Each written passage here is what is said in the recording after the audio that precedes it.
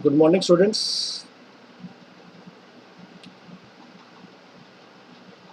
जैसा कि आप जानते हैं कि बेसिक कंप्यूटर के बारे में अगर हम बात करें तो आज हम आपको कंप्यूटर की डेफिनेशन के बारे में बताएंगे। जैसे कि आपकी मैडम ने आपको पहले बताया था कि computer is an electronic machine. लेकिन बच्चों, घर में बहुत सारी ऐसी अप्लायंसेस होते हैं जो बिजली से चलते हैं, तो वो सभी कंप्यूटर नहीं होते। हर व्यक्ति के लिए उसके काम के अनुसार कंप्यूटर की परिभाषा भी अलग अलग होगी।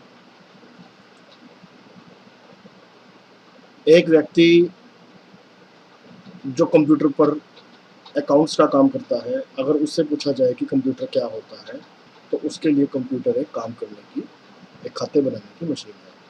एक बच्चा एक कंप्यूटर के ऊपर वीडियो गेम खेलता है, तो अगर उससे पूछा जाए कि कंप्यूटर क्या है, तो वो बच्चा बताएगा कि कंप्यूटर एक वीडियो गेम खेलने की मशीन है।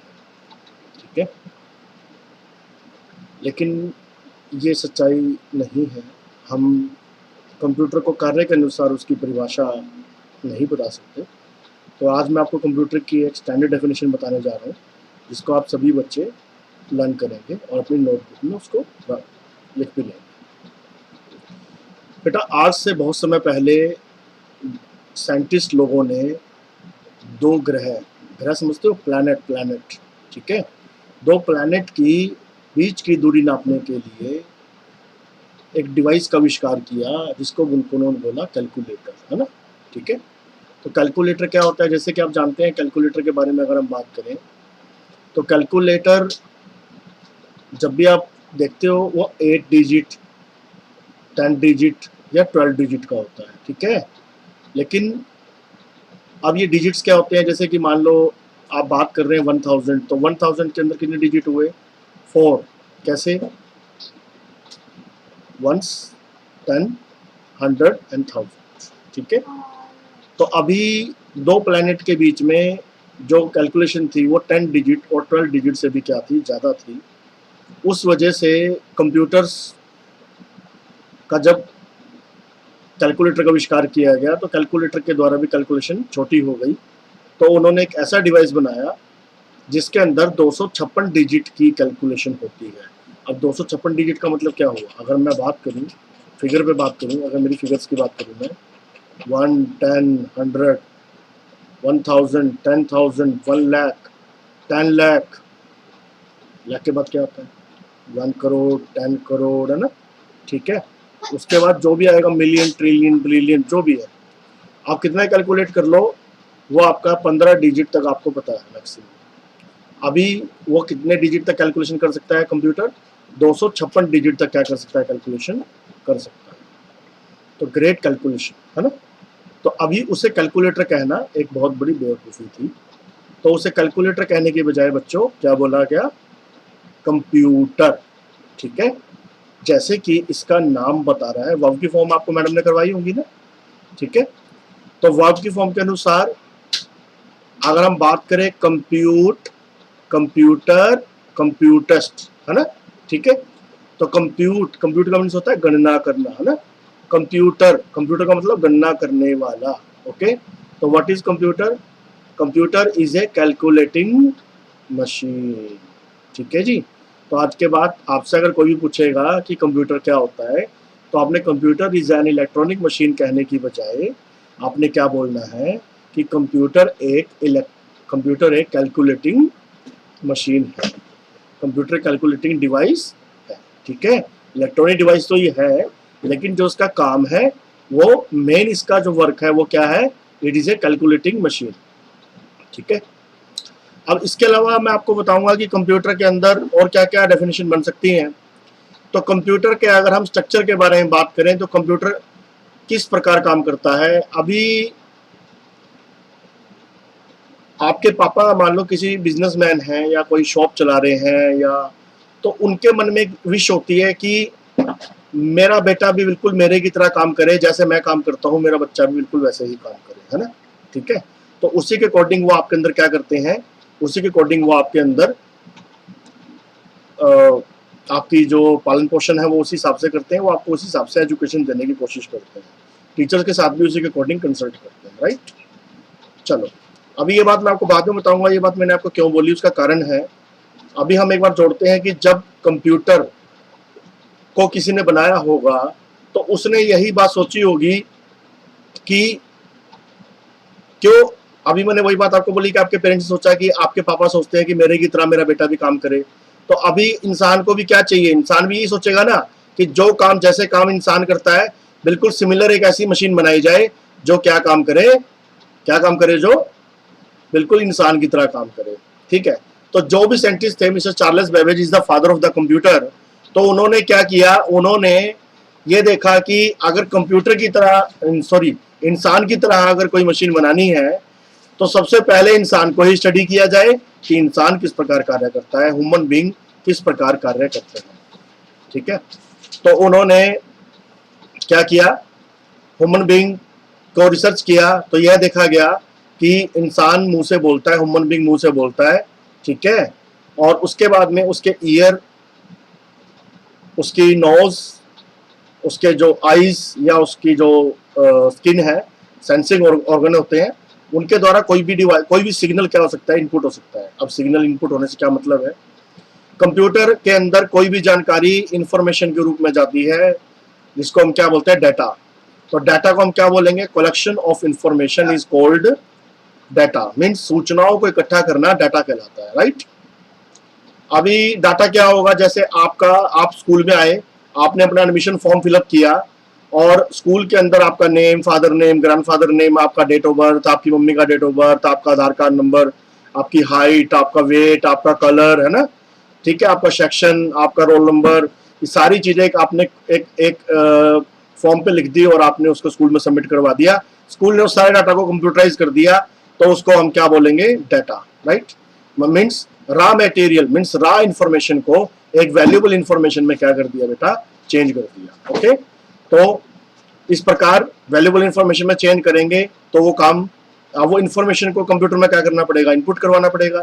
तो कंप्यूटर में इनपुट करवाने के लिए हमारे पास कंप्यूटर में क्या होता है, इनपुट डिवाइस होता है, ठीक है।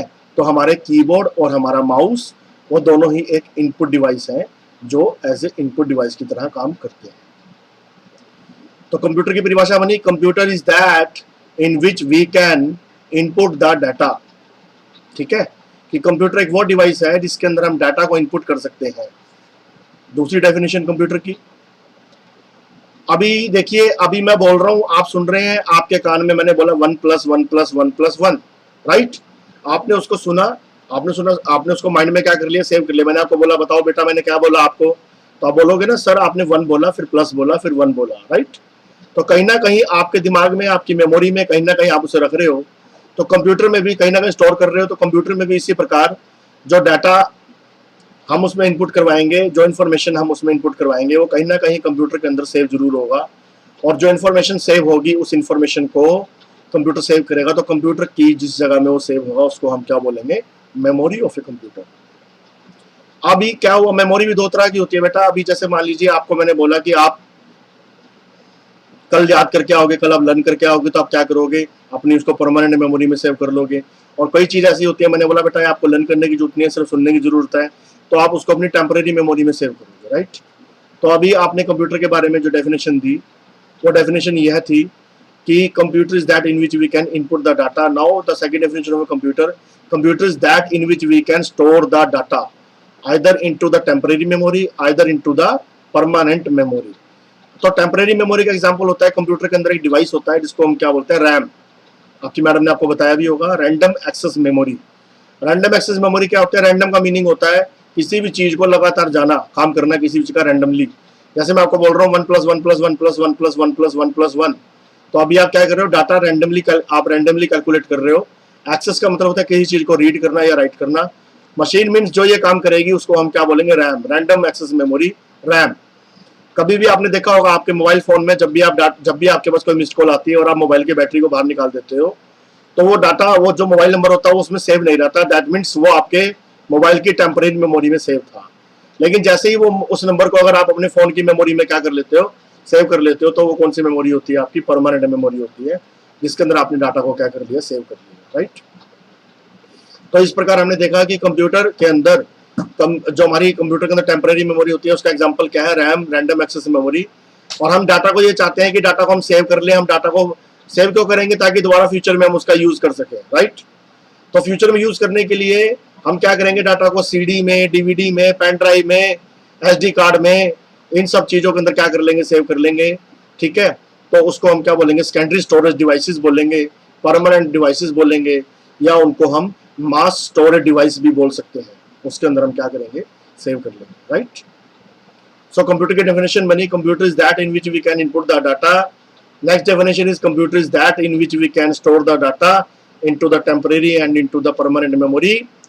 सो अभी बात चल रही थी कि अभी हम लोग सुनते हैं, मैं आपको बोल रहा था कि आप कैलकुलेशन कीजिए 1 + 1 + 1 + 1। आपने क्या किया, उसको माइंड में डाला 1 + 1 + 1 को। अभी मैंने आपको बोला कि प्लस कीजिए। अभी आपने बोला सर आपने 1 + 1 + 1 बोला, सर 1 का करना क्या है, तो मैंने बोला बेटा प्लस करना है। तो आप क्या करोगे, उसको कैलकुलेट करोगे ना। तो कंप्यूटर के अंदर भी एक कैलकुलेटिंग डिवाइस होती है जिसको हम क्या बोलते हैं, CPU, means central processing unit. Okay, तो कंप्यूटर क्या करेगा, उस सीपीयू की क्या करेगा, सीपीयू का काम होगा जो डाटा हमारे कीबोर्ड के द्वारा जो इनपुट किया जा रहा है, जो टेम्परेरी मेमोरी में सेव किया जा रहा है, उसको वो क्या करेगा, कैलकुलेट करेगा। कैलकुलेट करने के बाद में उसको कहाँ रखेगा, वो मेमोरी के अंदर ही सेव करेगा।